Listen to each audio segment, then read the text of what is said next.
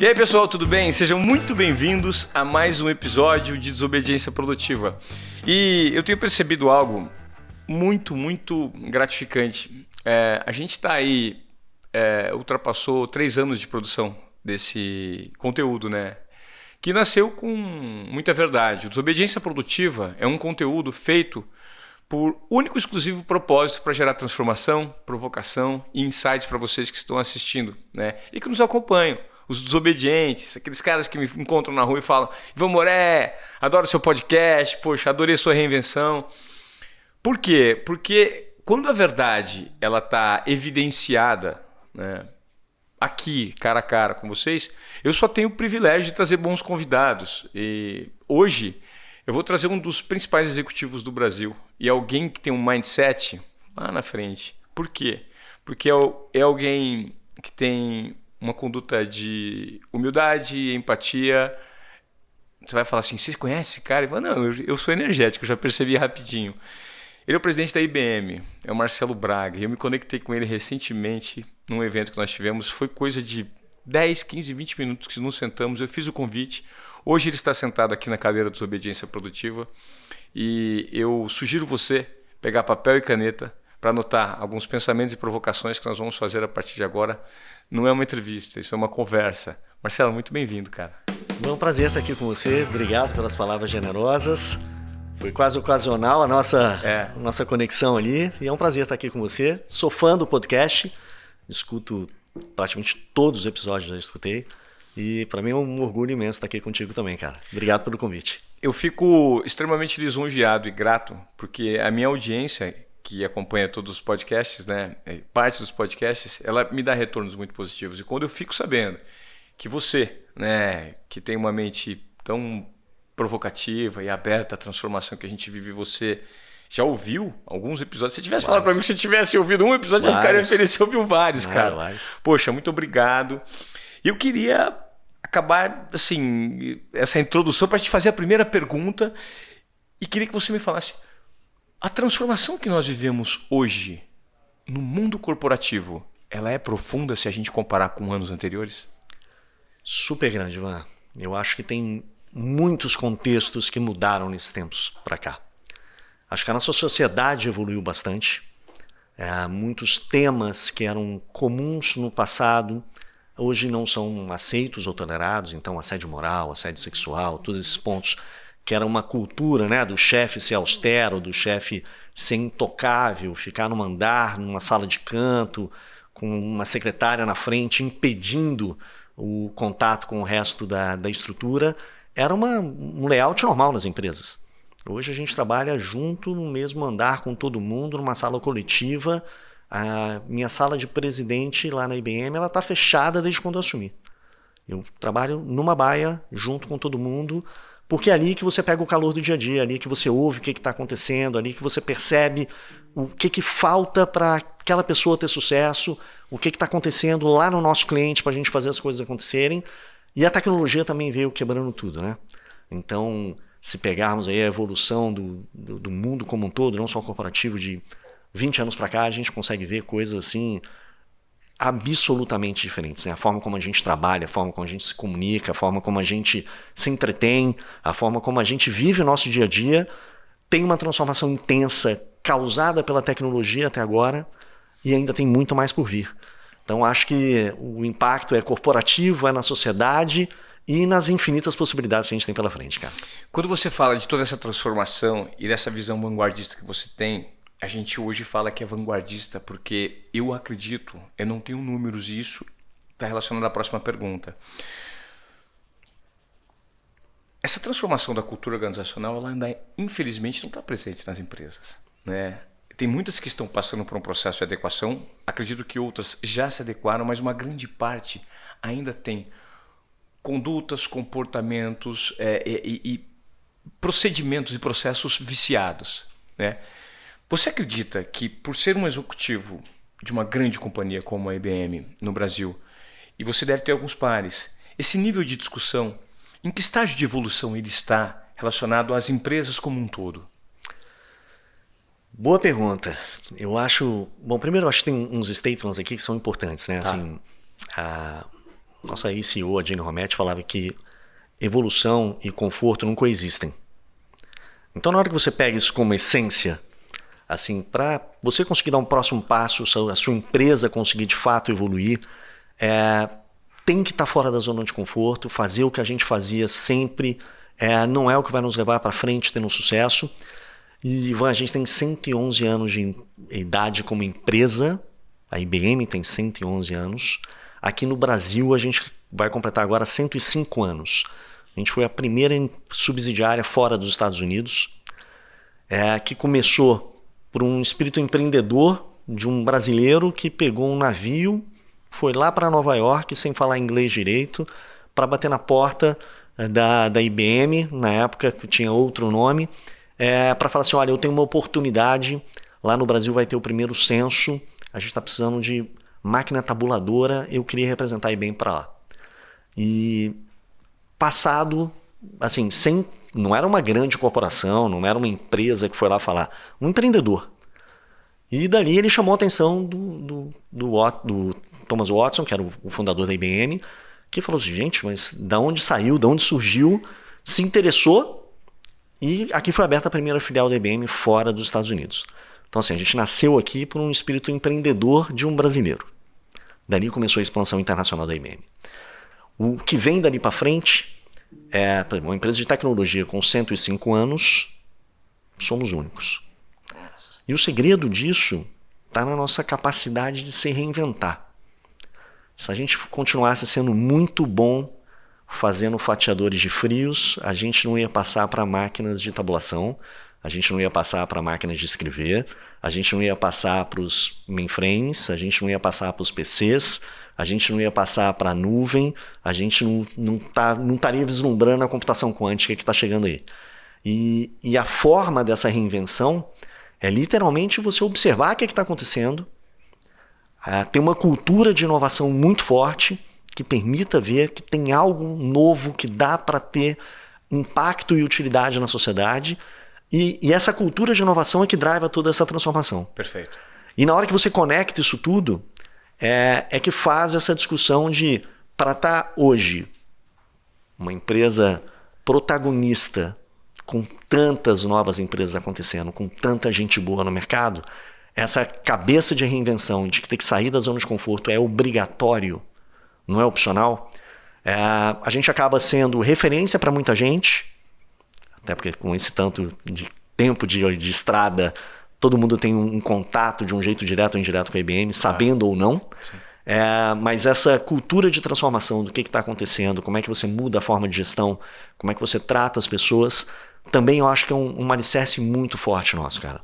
A gente tem um histórico de respeito à diversidade, de inclusão, muito à frente do tempo corporativo. Perfeito. Então, desde assim, do primeiro negro assumir um board de uma empresa listada nos Estados Unidos, passando por uma capacidade genuína, e isso faz parte da nossa cultura, cara, que é muito bacana, que hoje faz parte, né, de dizer que tem um processo de ESG, de dizer que tem um programa de inclusão. Lá é a nossa cultura visceral. A gente se assusta quando vai em alguma situação que olha e fala assim, como assim não teve um respeito? Como assim teve esse tipo de tratamento? E te dá um exemplo tangível, né? Aqui no Brasil a gente estendeu os benefícios de paternidade para casais do mesmo gênero 8 anos antes de virar lei aqui no Brasil, o casamento homossexual. Então, para você ter uma ideia de que assim, a gente faz isso e reconhece isso de fato. Então, 8, 9 anos antes de virar uma lei, e de virar a um gente debate, já botava. E desse debate ter sido aflorado na sociedade como um todo, né? Então você vê que o que está no hype agora, a gente vive, mas é de uma forma visceral, cara, que é muito bacana. Então não é dizer que tem, não é falar que tem, é vivenciar isso no dia a dia e ver como isso causa um engajamento diferente. Tecnologia está numa guerra de talentos, está faltando gente. Né? Segundo a Brascom, a gente vai ter quase 800 mil vagas abertas até 2025. 800 mil? Gap de 800 mil vagas abertas até 2025. Então, o momento que a gente vive hoje é praticamente de pleno emprego no mercado de tecnologia e uma disputa de talentos super acirrada entre as empresas. Então, o que era parte da nossa cultura passou a ser um dos maiores qualidades de atratividade e retenção das pessoas. Saber que lá é um ambiente inclusivo, saber que lá é um ambiente com oportunidade, um ambiente que tem uma cultura meritocrática afirmativa, enquanto tem vários outros estilos de cultura que levaram algumas empresas a ter muito sucesso no passado, uma cultura austera, uma cultura de uma competição muito intensa. Esse equilíbrio, eu acho que também é parte do segredo de estar tanto tempo no mercado, protagonista e relevante.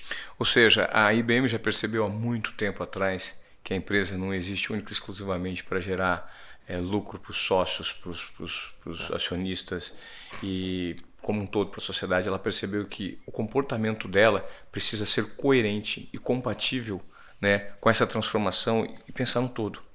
Exatamente. Né? É algo que muitas... E quando você divide essas experiências com empresas que ainda têm dificuldade, Marcelo, de propor esse tipo de transformação, você acredita que a peça fundamental está no comportamento humano, está no mindset de gestores que precisam estar um tempo à frente para propor situações e condições de tomada de risco para os colaboradores? Ou seja, gerar um senso de pertencimento e de comprometimento desse colaborador para que ele se sinta uma célula do todo.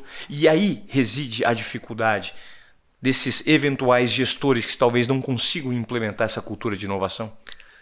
Eu acho que a gente tem situações bem diferentes hoje, né? Assim, desde a flexibilidade do trabalho remoto, que acabou acontecendo de maneira forçada nesses últimos anos, vem também a consequência de uma dificuldade de perpetuação de cultura.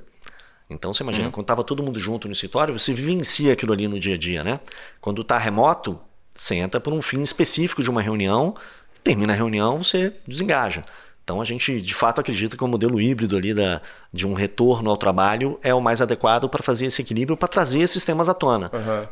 Aqui no Brasil a gente teve um incremento de funcionários super importante nos últimos 2 anos e mais da metade deles nunca pisou no escritório. A parte boa, oportunidade para um monte de gente fora dos grandes eixos econômicos do Brasil, gente do interior podendo trabalhar como qualquer outro, então muita oportunidade surgiu. Por outro lado, como é que a gente replica a cultura da IBM? Cara, nós nos chamamos de IBMistas. Né? Quando a gente se classifica e se fala dessa forma, para você ter uma visão de como isso é forte há muitos anos, mas esse é um desafio que a gente tem hoje. Agora, o papo de como a gente provoca, cara, vai muito da intencionalidade. Ivan, eu acredito muito que assim, ou a gente é intencional nas coisas que a gente faz, ou a ocasionalidade pode trazer algum resultado, claro. Mas assim, se eu tenho uma oportunidade de estar trocando uma ideia com algum executivo de alguma empresa, que além de falar de tecnologia, de inovação, de produtividade, de eficiência, você conseguir puxar o tema um pouquinho para o lado e falar de diversidade, de falar de como a gente juntos podemos nos dar as mãos e causar um impacto maior dentro da sociedade, dando capacitação, por exemplo, para comunidades carentes, e a gente ter mais gente apta em tecnologia, que tem interesse de várias vertentes. É importante para nós termos mais pessoas, porque há gaps de trabalho, mas a tecnologia hoje, para você ter uma ideia, a gente não pede mais nível superior na IBM já tem algum tempo. Vocês não? Não tem nada de requerimento de nível superior. Nível superior, não. A gente seleciona por conhecimento, por skill. Tá. E talvez a tecnologia seja uma das áreas que está com mais abundância de ofertas de treinamento, ofertas de capacitação gratuita, que no passado era super caro, né? Você fazia cursos especializados da IBM, de qualquer outra gigante de tecnologia, você gastava muito dinheiro para se qualificar, agora tem quase todos eles disponíveis na internet. E qual o impacto que você tem a pegar uma pessoa de uma comunidade, dar treinamento de graça, essa pessoa no trabalho mais entry-level, mais júnior, já ser uma pessoa que provavelmente vai ser uma das que mais ganha na casa dela, de que muito rapidamente ela vira uma pessoa sênior, uma plena. Sendo plena, ela já passa a média de rendimento, provavelmente dos vizinhos deles ali como um todo, e com poucos anos, essa pessoa tem vontade e tem capacidade de fato, ela vira uma pessoa sênior com poucos anos, enquanto outras profissões vai gastar 10, 15 anos para ser chamado de sênior. Com 4, 5 anos um programador é sênior. E ele fura a bolha. e ele mostra e começa a impactar, e todo mundo olhando, e todo mundo querendo fazer igual, e o vizinho que podia estar fazendo outra coisa que talvez não da maneira correta, olha e fala assim, mas se ele conseguiu, eu posso conseguir também. Ele vira o efeito borboleta dentro da comunidade, fura a bolha e leva todo mundo junto. Então você vê, olha que interessante, é uma das poucas áreas que com pouco dinheiro, com pouco investimento, tem um emprego abundante e um impacto na sociedade gigante. Só que a gente não quer fazer isso para 100 pessoas. A IBM assumiu um compromisso global de capacitar 30 milhões de pessoas até 2030. De capacitação. 30 milhões até 2030. Globalmente. Tá. E óbvio, a gente quer ser uma desproporção disso aqui no Brasil. A gente quer ter mais do que seria o nosso fair share dessa conversa. E não é sobre a gente sozinho. Esse também eu acho que é um ponto muito bacana, cara. A gente vive num mundo de ecossistema. Perfeito. Ou a gente está conectado para exponencializar, a gente vai conseguir fazer muita coisa. Somos uma empresa estruturada, uma empresa que tem condições de fazer um impacto bacana, mas se a gente se soma com os nossos clientes, que são corporações grandes, corporações médias, corporações pequenas, não importa, que se tem um propósito parecido ou na mesma linha, você só vai somando e em várias vezes multiplicando o alcance. Então é isso que eu acredito, cara. Seja nos negócios, não é mais sobre ter uma empresa, uma tecnologia ou um protagonista, mas como a gente se conecta e soma com um todo para conseguir fazer isso acontecer. Impacto exponencial na sociedade, impacto exponencial nos negócios, impacto exponencial na nossa vida. Ô Marcelo, quando eu ouço você falando, por isso que eu agradeço sempre a oportunidade que eu tenho de conduzir esse conteúdo do podcast, porque, veja, existem poucas pessoas no mundo com a capacidade de ocupar um cargo que você ocupa hoje, principalmente pela condução do mindset. E eu sempre falo que o seu nível de visibilidade é proporcional ao seu nível de responsabilidade. Super. Né? Então, hoje eu vejo o que se passa por trás visão, missão e valores da companhia e do cargo que você ocupa. E agora eu queria trazer essa conversa um pouquinho para o ponto de vista um pouco mais pessoal. Eu quero entender quem que é essa mente por trás desse cargo, com tamanha responsabilidade, com tamanha visibilidade. Porque você entrou na IBM muito cedo, né? Em 1998. Super. 98. E traçou uma carreira, né, verdadeira, orgânica. Deve ter travado muitos desafios, ter tido momentos de altos e baixos, porque a nossa carreira corporativa ela não é fácil, ela é complexa. E chega alguns momentos que a gente se questiona. E hoje você foi alçado e ocupa por mérito próprio e dá demonstrações por meio da sua fala que você não está só preparado, como você absorveu essa responsabilidade que você tem não só com o mundo corporativo, mas como para a sociedade como um todo. Super. Né?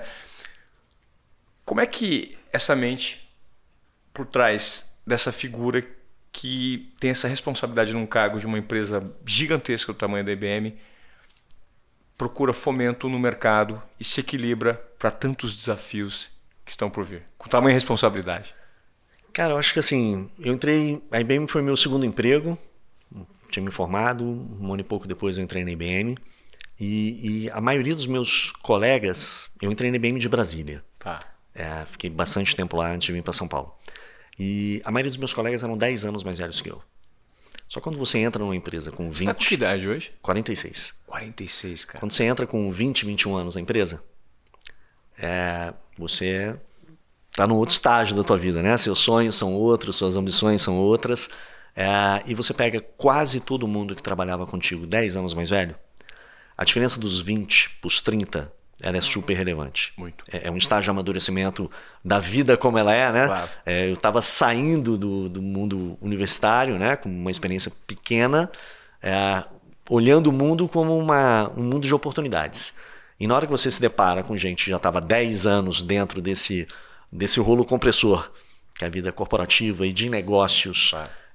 É um mundo bastante competitivo, bastante intenso, com muita energia. E às vezes selvagem. Com vários efeitos colaterais em alguns momentos.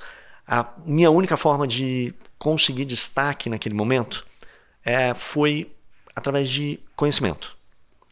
Enquanto todo mundo tinha experiência, e experiência você não compra, você não faz um curso, você adquire, experiência você vem com oportunidades de exposição, também não é por anos, hein?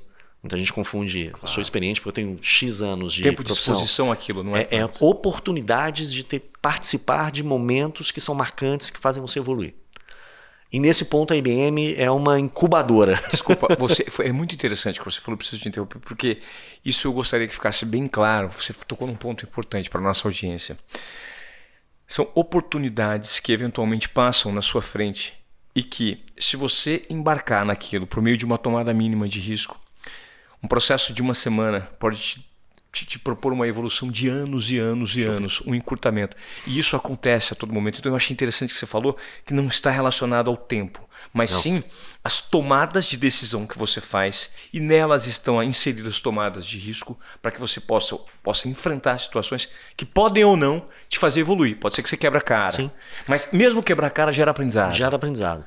E é oportunidade de fato, né? Sendo super sincero, eu demorei 4 meses para aceitar a oferta da IBM para começar a trabalhar.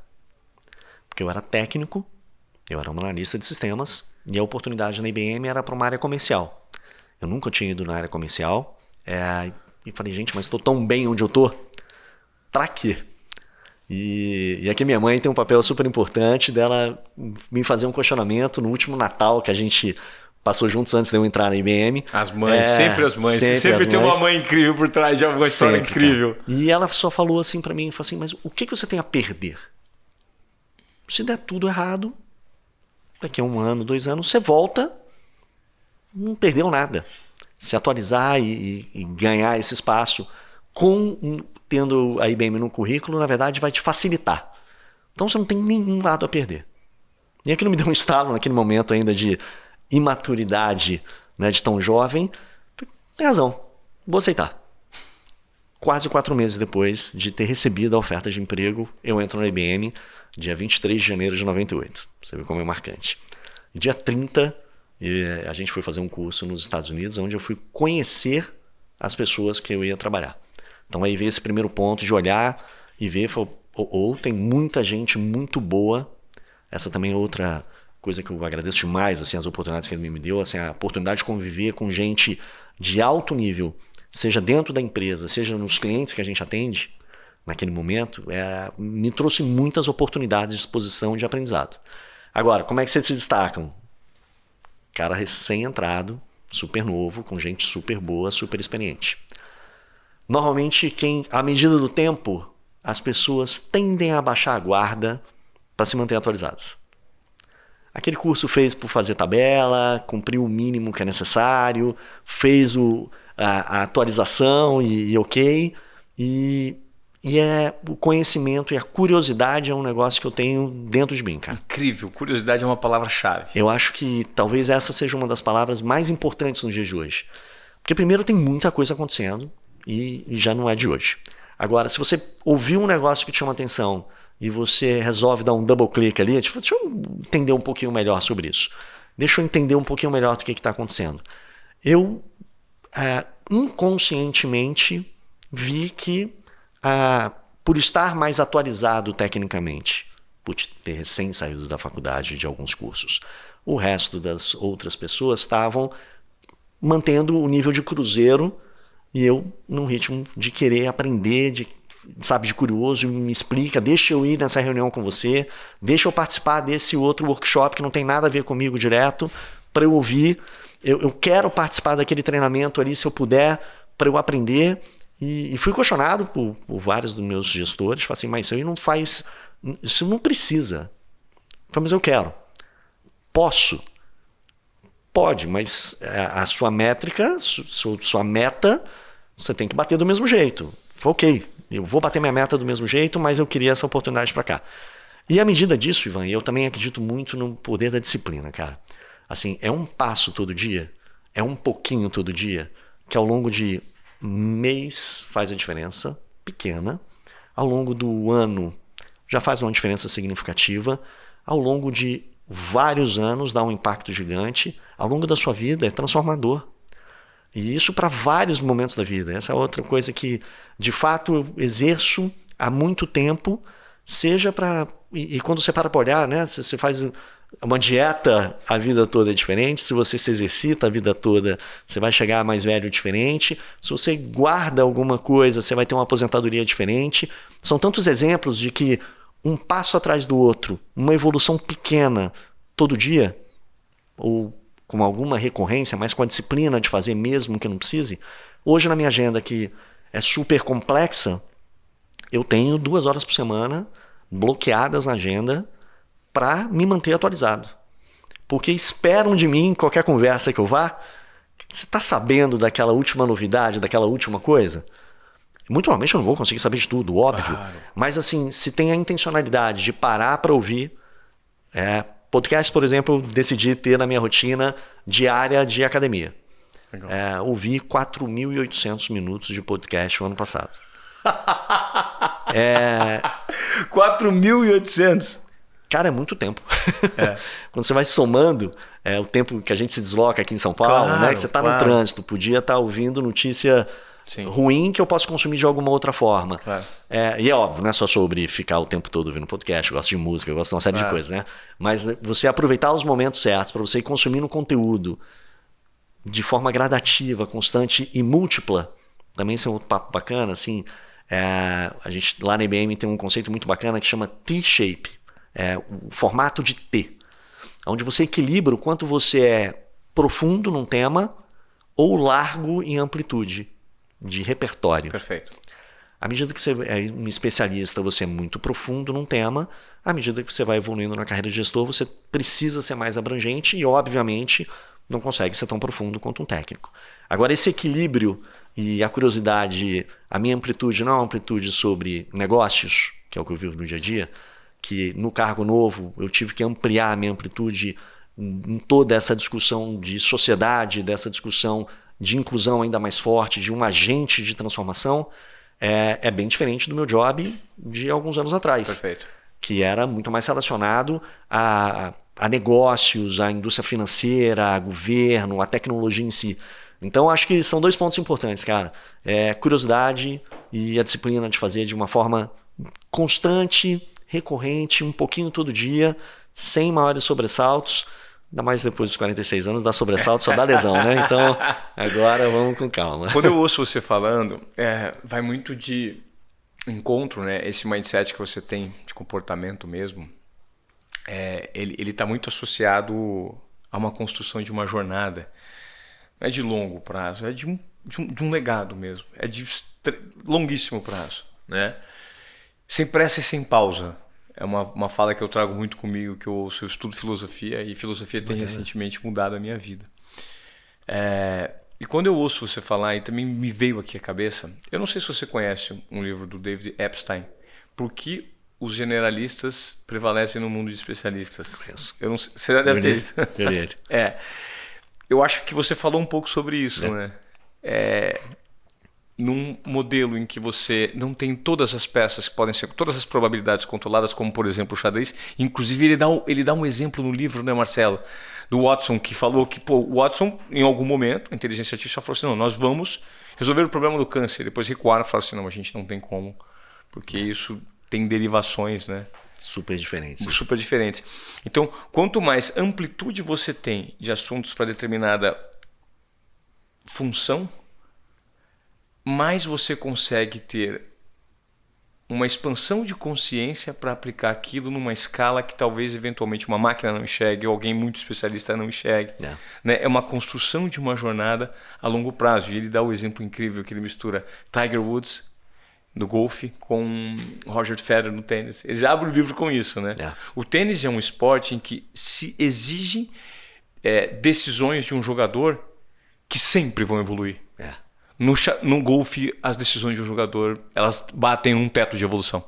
É muito interessante isso, né? E eu acho que somando a essa reflexão, vem muito da gente questionar o que a gente vem fazendo o tempo todo, cara. O que a gente fez super certo podia ter funcionado muito bem até há pouquíssimo tempo atrás. Mas será que não dá para fazer melhor? Será que não tem um outro ponto de vista? Claro. O Adam Grant também tem alguns livros que seguem muito nessa linha, né? De você olhar e falar assim... Isso me tocava muito, de você, principalmente o último livro dele, que você para olhar e fala assim, aqui na IBM a gente tem muitos exemplos de muita coisa que deu muito certo por muito tempo. Então a gente foi uma empresa de hardware, depois a gente virou uma empresa de serviços. Hoje a gente é uma empresa de tecnologia de nuvem e inteligência artificial. Tá. E aqui vem também umas reflexões interessantes, né? Assim, a gente tem um orgulho imenso do que a gente fez até agora. A gente é o backbone das maiores empresas e corporações do mundo ainda.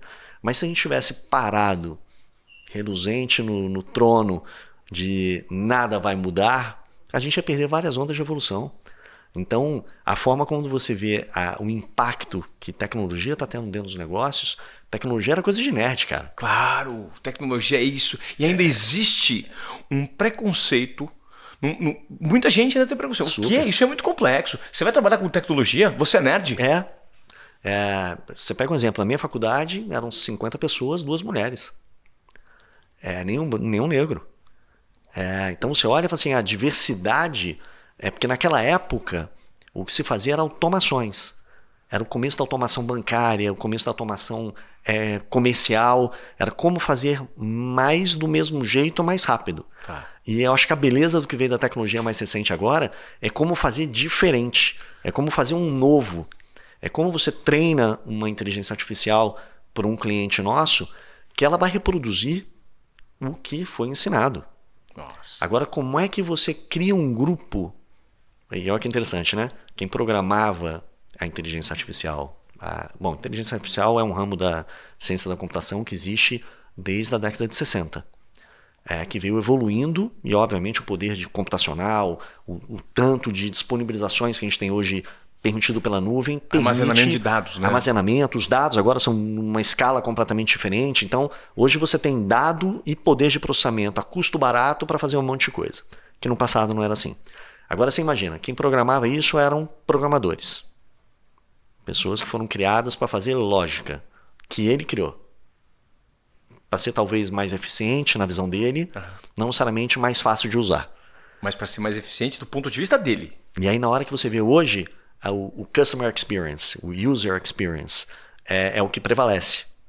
Mesmo, talvez, custando mais caro, vamos botar dessa forma, de uma ótica computacional. Sim. Muito mais coisa acontecendo para ser fácil para você na ponta. Claro. Mas o que importa é ser fácil para você na ponta. E não importa o mindset do cara e o custo que isso gera para facilitação ou o trabalho que o consumidor final vai ter. Vai ver o equilíbrio. Perfeito. De como você equilibra isso, que óbvio tem que ter não adianta também ser tão Claro. fácil o negócio quebrar, né? Sim. Mas no final dessa conversa, assim, quem treina hoje inteligência artificial nos nossos clientes tem, óbvio, pessoas de tecnologia junto, mas são linguistas, são pedagogos, são bibliotecários, são psicólogos.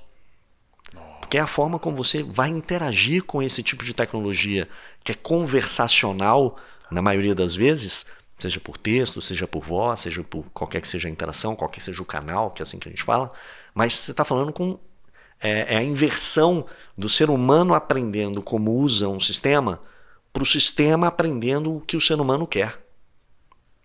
E essa é uma inversão muito poderosa, cara. Porque, e a gente tem uns exemplos muito bacana. Essa frase é maravilhosa. Repete mais uma vez. Ao invés do consumidor ou do ser humano aprender como usa os sistemas e a tecnologia, mas como a tecnologia e os sistemas aprendem o que o ser humano quer. Perfeito. E isso inverte uma proposta de valor super interessante, porque antes pensa o seguinte, você usa o teu internet banking. O internet banking ainda é moderno, hein? Vamos pegar, pensa de alguns anos atrás, porque hoje está super evoluído, mas alguns anos atrás, para fazer uma transferência, e você não soubesse como faz uma transferência, você ia ligar no banco, ou você ia entrar no site para ver o que era, e falar assim, quer fazer uma transferência? Então você clica em menu, transferências, escolhe se é TED, DOC, é TED tipo C ou tipo D. É DOC, é Pix, o que você quer fazer? O valor bate até tanto, se for acima disso tem que ser TED. É a mesma titularidade? Exato. Aí você olha e fala assim, mas eu já botei meu nome em cima, já sabe, legal, mas é a mesma titularidade, quanto é? Você tem que seguir o sistema. Claro. Hoje tem um monte de cliente nosso bancário que você entra no aplicativo dele, pelo WhatsApp, olha que interessante, já não é mais o aplicativo do banco onde você tem que ir, e sim o canal que você quer usar para se comunicar. Essa é outra jogada muito bacana, cara. As empresas estão começando a perceber que não é sobre eles também serem o centro, e você está servindo o seu cliente onde é que ele esteja. Perfeito. Então, usando os canais, você sai da sua zona de domínio e vai para o canal onde ele quer ser atendido. Você lembra? Antigamente, assim, você vai na loja, você vai na agência, você vai na repartição do governo. Agora já é uma outra conversa. É como é que você atende todo mundo da forma mais simples. E você pode simplesmente pegar um canal de atendimento de um banco e fala, quero transferir 100 pila para minha mina. E ele sabe que pila é reais, que mina é a companheira dele, a namorada ou a esposa, que ele já tem no cadastro quem ela é, e pode perguntar assim, é para a mesma conta que você sempre transfere todo mês ou não? E se for, tá feito. Sim. Autentica e faz. Olha como pode ser muito simples, muito conveniente, e aí você extrapola isso aí para as outras coisas da nossa vida, como é que você compra mais fácil, como é que você resolve um problema com o governo mais fácil, como é que você desenrola a sua vida. Essa é a exponencialidade que a gente vê hoje, o somatório de inteligência artificial, dando a escala que precisa para os negócios, automação atrás disso. Como é que você pega vários sistemas, várias coisas complexas e automatiza isso aqui para responder dessa forma simples e dado para saber que momento, de que forma, de que jeito, de que informação que você já tem que não precisa perguntar ou que algo que é interessante para você que você pode complementar. Então essa combinação de inteligência artificial, nuvem, e aí entra um terceiro ponto que é super bacana hoje também, que é a parte de segurança. Que a gente Cibersegurança. Cibersegurança, que também aí é o nerd, é o cubo, né? Tá. Como você olhava antigamente, há pouco tempo atrás, era uma discussão de o estereótipo era alguém de capuz trabalhando de madrugada na frente de um computador, né? Você botar hacker ou qualquer coisa dessa em qualquer buscador aí, você vai ver que a foto, né? O estereótipo é esse. Hoje é outra coisa. Hoje são quadrilhas especializadas. O impacto não é roubar o dado, não é fazer uma transação fake. O impacto é parar uma corporação. E a gente viu durante a pandemia que todo mundo teve que ir muito rápido para casa, que novos meios de trabalho aconteceram, a adaptação foi forçada, não foi planejada. E essa adaptação tão emergencial, tão abrupta, abriu um monte de oportunidades para malfeitores entrarem fazendo estragos, cara. A gente ouvia dizer que uma empresa lá fora foi atacada. A gente viu campeões brasileiros sofrendo de joelhos. Simplesmente um negócio deles parados por dias. Você tem algum exemplo evidente que vem na cabeça que você possa dar para a gente tangibilizar para o pessoal que está assim, ataque que alguém parou e o prejuízo que isso gera para o consumidor e para a empresa? Em média, a gente fez um estudo aqui no Brasil, em média são 6,5 milhões de reais que a empresa perde por vazamento de dados de uma forma média. Então, assim, qualquer que seja a empresa, em média, são 6,5 milhões de reais que a empresa perde, seja em danos de imagem, seja por multas, porque agora a gente tem a Lei Geral de Proteção de Dados, empresas multinacionais ainda têm que seguir o GDPR lá da Europa, tem uma série de regulamentações atrás disso. Então, seja prejuízo do negócio está parado, prejuízo de imagem, prejuízo de credibilidade. A gente viu laboratórios aqui no Brasil, farmacêuticos fora do ar, a gente viu grandes empresas de logística fora do ar, a gente viu e-commerce super desenvolvidos fora do ar. Então, deixou de ser uma indústria que antigamente era banco sendo atacado. E era coisa de quem tem cuidado de cibersegurança é o pessoal de TI. Agora a cyber virou tema de board de empresa. O que esses caras ganham com esse ataque?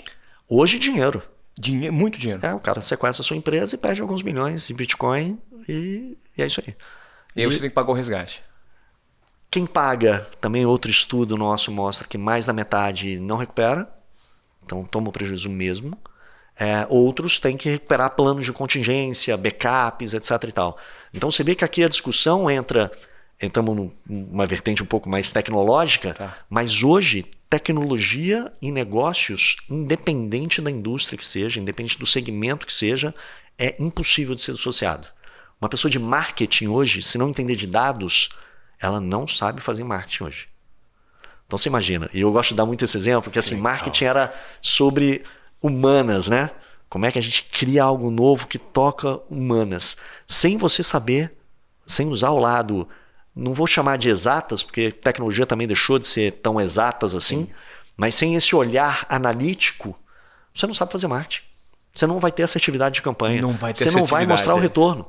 É super diferente. Um médico que não usa tecnologia de ponta, você não quer ser tratado por ele. Não. Mas você quer alguém experiente lá do outro lado também, para você, eu quero alguém experiente que usa tecnologia, esse equilíbrio. A parte holística. Passou a ser fundamental. Isso para dar alguns exemplos, né? Agora você pensa dentro de corporações, sem brincadeira, nenhuma reunião que eu tenho com nenhum board de empresa ou presidente de empresa, o assunto de cyber é o primeiro ou é o último. Ou o cara está com muito medo, que viu alguma coisa, ou ele não quer passar porque o que ele viu que o outro passa. Passou. Então acho que esses temas, nuvem, que democratizou a tecnologia. Então antigamente só empresa grande tinha acesso a poder computacional. Hoje a nuvem democratiza, qualquer um pode usar serviços de vários provedores. Aqui também entra uma outra palavra muito bacana que eu citei na começo da nossa conversa de ecossistema, mas hoje é sobre o mundo open. Todo mundo usando open source, todo mundo contribuindo com o outro. Aí entra o open banking, aí entra o open finance, aí entra o open insurance, todo mundo se conectando. E você vê que é o contrassenso, né? A coisa mais segura do mundo é você estar isolado. Sim, protegido dentro daquelas paredes ali. Você contratou um banco para guardar. Pensa um banco na época do faroeste, hein? Sim. Você contratava um banco para ter um cofre para você botar seu dinheiro lá dentro. Hoje o banco e serviço bancário e a forma como você quer consumir seus serviços e produtos é como é que todos eles se hiperconectam para que você de um banco só consiga ver o extrato de todas as suas outras contas correntes num lugar só. Uau. É um contrassenso, é um paradoxo. E aí vem uma outra discussão que vem muito sobre, eu brinco muito com o time aqui, que a gente saiu da época do OU e foi para a época do E.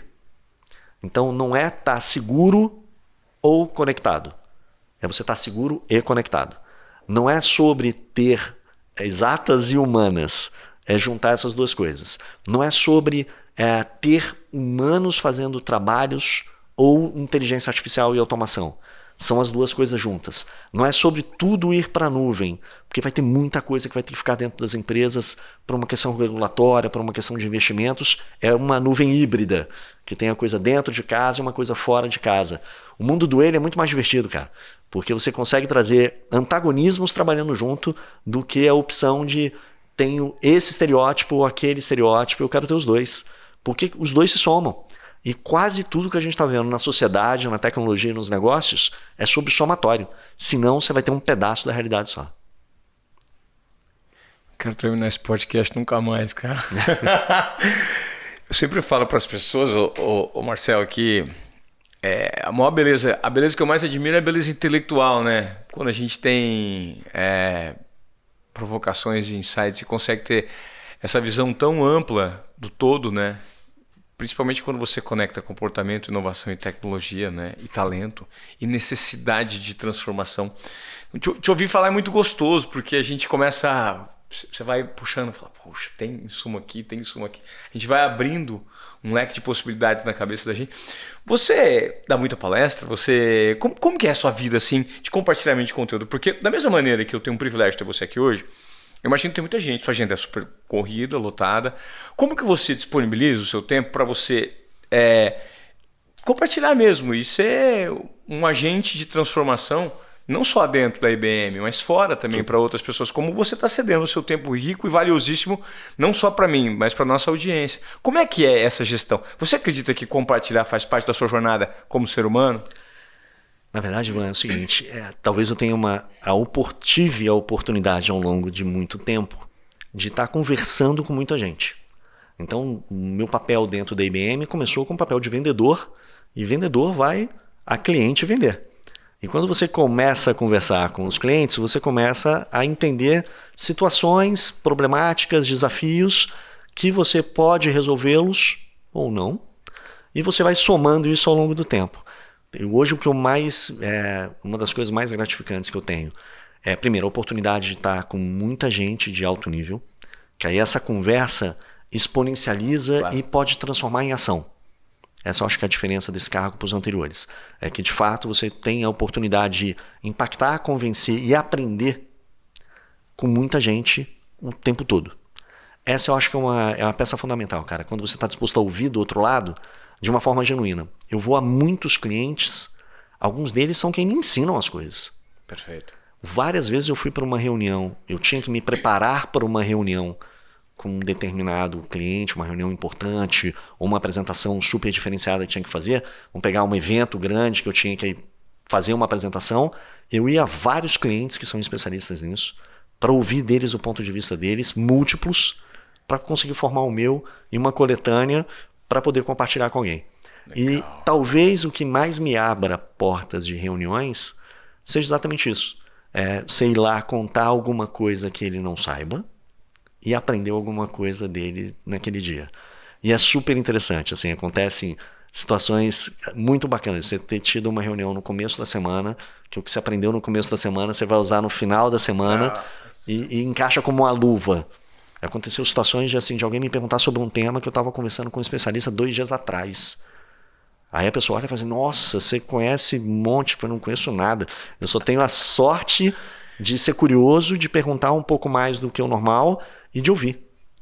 E, por tabela, acabei desenvolvendo também, alguns brincam lá, a capacidade de falar bastante também. Então... É isso, porque o que eu noto... Bom, primeiro que o que você falou, naquele discurso de Stanford, o Steve Jobs fala, né, que connect the dots, né? Isso faz muito sentido. Super. Os pontos se conectam, ou seja, uma habilidade que você teve no passado, que você não sabia por quê, somado a uma atividade que você tem hoje, que fala assim, cara, umas coisas não se conectam, mas tudo se conecta, que acaba sendo e confluindo no poder dos generalistas, que a gente estava falando desse livro do David Epstein, que é incrível. Eu falei do Steve Jobs, mas o raciocínio ia para outro lado. Quando a gente pensa, às vezes, demais... Você está vendo? Vai abrindo muito caminho aqui. Você fala, pera. Não era esse caminho você puxou, mas era o outro caminho. Você estava falando agora do... Mas, Ivan, você estava me perguntando como é que eu faço a gestão do meu tempo. Tá. Eu te falei de onde eu entro todo nessa discussão de como eu adquiro conhecimento para ser compartilhado. Legal. Então, é a arte do aprender e do ensinar. Rápido. Aprender e ensinar. Não é você aprender ou ensinar. E você tem que estar um aprendiz o tempo todo. E o segundo ponto é assim, a arte de dizer não. Não dá para estar em todo lugar, não dá para estar em toda reunião. E também um pedaço importante do papel da gestão, cara, é você empoderar quem está perto de você para resolver alguns problemas que você não precisa estar junto. Várias reuniões eu sou convidado, assim, várias, internas ou externas, simplesmente por me convidarem. Por pegar, não, vamos convidar aqui juntos. Eu falei, não preciso estar aí. Fulano e ciclano conseguem tocar isso aí super bem. Tô tranquilo. Depois eu me atualizo, depois eles me dizem como aconteceu e se eu preciso entrar para ajudar alguma coisa. Então, assim, a gestão do tempo ela é super importante, é uma arte de dizer não, e uma arte de priorização. E essa eu acho que é a maior dificuldade para os gestores, né? É tanta coisa acontecendo ao mesmo tempo, é tanta informação chegando, é tanto dinamismo, que se você não tem muito pragmatismo também de olhar o que é importante primeiro, você acaba tendo muita coisa que te distrai. Então não é sobre olhar todas as notícias. É sobre como é que você monta ali uma curadoria do que é relevante. Não dá para ouvir todos os podcasts. É sobre curadoria. Mas é assim, quais que eu acho que tem convidados que possam somar o meu ponto de vista de uma forma múltipla. Então não é sobre sempre negócios, não é sobre sempre tecnologia, mas tem negócio e tem tecnologia. Não é só sobre seres humanos, né? Sobre a arte de entender melhor o ser humano, que é um desafio para todo mundo. E é esse coletivo que faz sentido aqui como um todo. Eu retomei agora, você me ajudou, a pergunta que eu ia te fazer é justamente sobre essa questão de, a partir do momento, isso ficou evidente para mim no começo desse ano. Eu trouxe uma pessoa super interessante para gravar um podcast aqui, que é o Léo Chaves, cantor, que tinha a dupla com o Vitor e Léo, e a gente estava discutindo e entendendo o poder que nós temos de dar ordenamento no nosso raciocínio por meio da nossa fala. E muitas vezes a nossa fala, ela surge no momento em que você não sabia que conseguiria dar aquele ordenamento ao se propor a compartilhar sua ideia ou ensinar alguém ou dar uma palestra em que você de fato aprende 2 vezes. Eu falei isso. Como isso saiu de mim? Sendo que eu não sabia que eu pensava, na verdade eu sabia, eu só dei ordenamento nos pontos. Então, e se pedir para repetir, talvez você não falasse tão você não brilhantemente como foi a primeira porque vez. Você estava num fluxo de raciocínio que sua cabeça estava funcionando de tal forma. E quando eu noto a sua narrativa, a sua retórica, que é muito rica, ela é fruto de muitas conexões de pontos. E muitas conexões de pontos são frutos de muita curiosidade. E muita curiosidade significa você saber fazer curadoria de tempo muito boa. E curadoria de tempo muito boa vem com disciplina. Né? E disciplina vem com experiência. É isso aí. No segmento. Então, você vai cascateando uma série de habilidades para você atingir um nível de excelência para ter essa transformação e dar conta. Porque você não é uma pessoa. Você tem que ter uma cabeça de 20 pessoas. Na verdade, eu acho que tem 20 pessoas me ajudando a ter essa cabeça. Eu acho que essa é a inversão. Legal. É literalmente à medida que você vai galgando passos de gestão, começa assim, você como profissional querer destaque, Então você é bom, você tirou uma certificação, você é um profissional adequado. À medida que você vai subindo, a inversão entre você e o time acontece. Perfeito. Tem que acontecer. Senão não é perene. Senão não consegue ter impacto. Senão não tem a escalabilidade. Senão depende de uma pessoa que, se acontece alguma coisa com ela, ou ela se aposenta, ou sai da empresa, ou acontece alguma coisa. Aí quando você vê várias empresas familiares que tinham um super sucesso, tirou a cabeça, a empresa deixou de ter a relevância que tinha. Então, acho que um ponto legal da IBM, primeiro, não é uma empresa de dono. Não tem uma pessoa que é o dono da IBM. Já é um conglomerado aberto e sólido nessa gestão já de muito tempo. Então, é fundamental para essa discussão toda acontecer, Ivan, ao longo do tempo, é como é que você ajuda a desenvolver mais pessoas. Ajuda a dar oportunidade para que mais pessoas aprendam com você e você aprenda com as pessoas. Vou te dar 2 exemplos que eu acho que são super relevantes nessa conversa. O primeiro deles, uma das coisas que mais me impactou à medida que eu fui galgando cargos de executivos, foram mentorias reversas.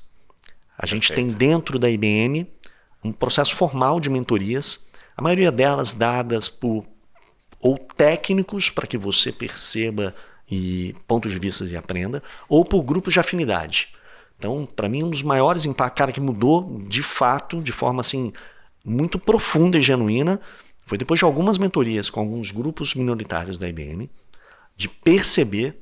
Vou contar um caso anônimo aqui, mas no final do dia assim, a gente fechou o nosso escritório por causa da pandemia, uma lei nos obrigou a fechar o escritório.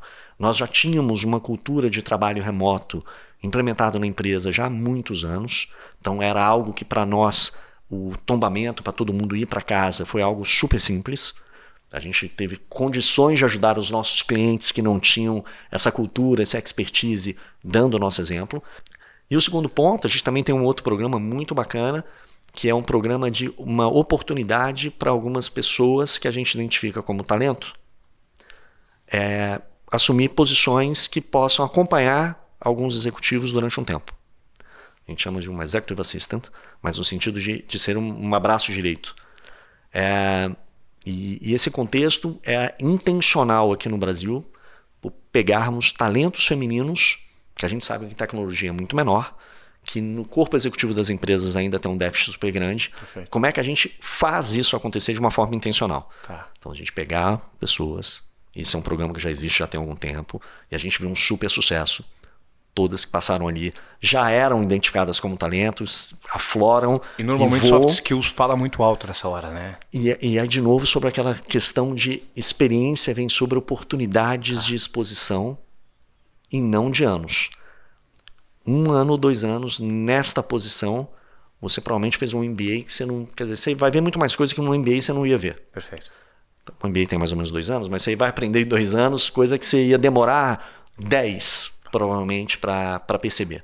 E prepara essa pessoa para um próximo passo, que ela vai estar brutalmente melhor. Então, olha que interessante, você vai ter uma executiva melhor, você vai ter uma diversidade melhor, você vai ter gente mais experiente, trazendo mais resultado. É um ganha, ganha, ganha, ganha em 4 ou 5 aspectos. Mas se não tem isso de forma intencional, não tem isso de forma estruturada e com a vontade de que seja assim, não funciona. Mas isso tem que partir dos gestores. Isso é top-down, não é? Isso é uma cultura top-down. Isso foi instrumentado ao longo do tempo como processo e cultura. Isso vai muito também de quem está à frente acreditar que isso faz sentido, porque senão entra um gestor novo e fala assim, eu acho que isso aí não faz sentido. Eu prefiro esta pessoa fazendo outra coisa que pode dar um resultado de curto prazo maior, mas o entendimento de que esse médio e longo prazo é fundamental para se chegar a 105 anos, para ter outros 105 anos para frente. A discussão não é sobre o de hoje. Temos que entregar hoje, as metas existem, temos que bater e estamos batendo, mas é como a gente tem isso de forma contínua. Então acho que junta as duas coisas. E aqui vem fatos muito engraçados, né? Porque a IBM é uma empresa tradicional, mas é uma empresa moderna. É uma empresa que tem processo e que vários deles são muito bem-vindos por formatarem esse tipo de perpetuidade de consciência que não varia de quem está naquela cadeira naquele momento. Você entra com um fluxo de que se aprimora e não de que se retroaja. E que se tentar um step back, tem uma estrutura que vai garantir que isso não aconteça. É um grau de evolução, mas o que eu acho muito bacana também é ter a oportunidade, e isso acontece muito em papo com os clientes, em papo com os parceiros, em papo com quem a gente tem a oportunidade de conversar, de dar esses exemplos, que tenho certeza que esse exemplo, por exemplo, dessa funcionária nossa, toca todo mundo. E aí começa todo mundo que ouve o caso olhar e falar assim, nunca imaginei isso. E esse é o poder bacana da posição, da oportunidade que eu tenho hoje de conversar com mais gente, estar aqui com você, de tocar muito mais gente do que seria o meu normal ou quem eu converso dentro ou fora da empresa. Essa é que eu acho que é a parte bacana, cara. É impressionante como um case identificado, porque vocês geraram condições de identificação dentro do ambiente corporativo, ele se transforma num MBA de curto prazo para todos. Para viés de gestão, para viés de gerenciamento, de processos, de tudo. É incrível. Então, criar esse ambiente em que existam situações, insumos para o crescimento e para a discussão de novas ideias que estavam num ponto cego é muito rico. Eu vou te falar o seguinte, se a coisa mais moderna que existe hoje, né, talvez a tecnologia mais impactante, na minha opinião, hoje é a inteligência artificial, a nossa discussão hoje, a gente já está com ela aqui no Brasil, talvez falando português há uns 7 anos, talvez. E eu vou te falar que o que ela mais faz é não falar português, porque a conversa de todo mundo no WhatsApp não é português que está ali, né? Uhum. É emoji, é um monte de acronismo ali e tal. Mas a parte mais bacana nossa hoje já não é mais gastar tempo só em achar casos de uso e aplicabilidade, mas discutir vieses. Será que ela foi ensinada do jeito certo? Discutir rastreabilidade e explicação da decisão tomada. Porque é isso que a sociedade demanda hoje, mano. É você olhar e falar assim, aprovou o meu crédito ou não, por quê? O meu seguro tem esse valor maior ou menor, por quê? Antigamente era fazer formulário, né? Claro. Você é jovem, você tem pouco tempo de habilitação, você está na profissão X, ou X e Y critérios, é mais barato ou é mais caro. Mas é verdade isso, será? Esses critérios levam a um resultado melhor? Ou isso foi um algoritmo montado que não necessariamente precisa continuar funcionando assim? Quem ensinou o algoritmo? Será que o grupo que ensinou, sim, que se não tem esse olhar mais holístico, se não é representativo na nossa esfera de sociedade, vai ter viés. Agora, como é que, se isso está sendo mais exponencial e está sendo mais usado pelas empresas, essa é uma das principais soluções que a gente tem hoje. Como é que a gente ajuda as empresas a sim ganhar eficiência, a sim estarem mais modernas, a estarem mais seguras, mas com esse olhar de responsabilidade que temos que ter, porque a tecnologia impacta a vida de todos nós de um jeito diferente. Mas olha que interessante, quando está todo mundo olhando tecnologia ou um ponto, a gente está olhando a tecnologia, casos de uso, mas está sendo usado de forma ética, está sendo usado da melhor forma. O gestor, dono daquele projeto, tem condição de olhar e falar assim, acho que dá para melhorar. Acho que a amostragem de dados ou de informação que ensinou essa inteligência artificial pode não representar todo o escopo de pluralidade que ele queria. E quando você está fazendo, várias vezes você não percebe. Você usou uma base de dados, uma base de informação. Já estava enviesada. Que já estava enviesada e inconscientemente. A grande maioria das vezes inconscientemente.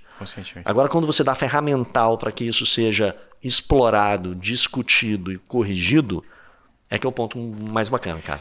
E isso é impressionante, que tudo que você estava me falando, eu vou encaixando em pontos de situações que eu também vivi. Eu tive um momento, eu já estou terminando a entrevista, porque se eu pudesse, eu ficava aqui conversando com o Marcelo o dia inteiro. Marcelo, tem uma frase do Dr. Tyson, Neil deGrasse Tyson, astrofísico, eu fiz um curso dele, e ele diz o seguinte, não importa o que você sabe, o que importa é as perguntas que você faz para procurar saber.